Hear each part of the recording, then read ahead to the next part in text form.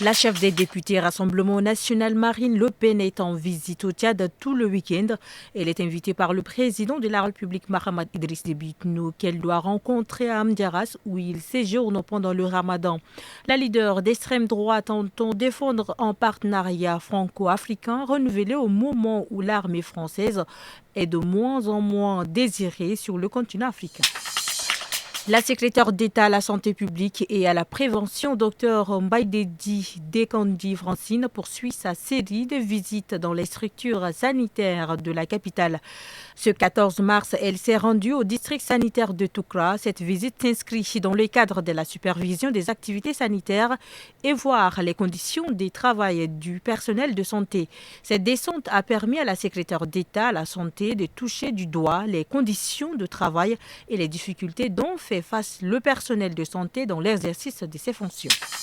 La suspension pour plusieurs mois de l'aide étrangère américaine a provoqué confusion et perturbation dans les réseaux mondiaux de lutte contre les sida, a souligné l'ONU-SIDA dans son dernier bulletin mesurant l'impact de cette suspension.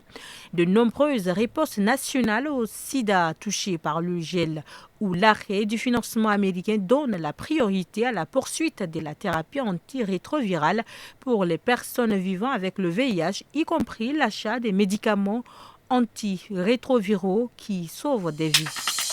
3 élèves tchadiennes ont été sélectionnés pour la finale de la 3e édition du concours d'éloquence francophone qui se tiendra le 31 mars en France.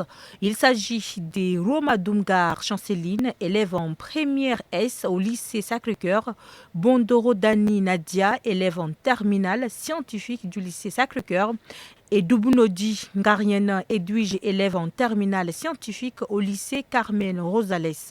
Ces 3 élèves représenteront le Tchad face à des candidats venus du Togo, du Burkina Faso et du Gabon. Leur défi sera de défendre avec talent et éloquence des sujets variés mettant en avant la richesse et la diversité de la langue française.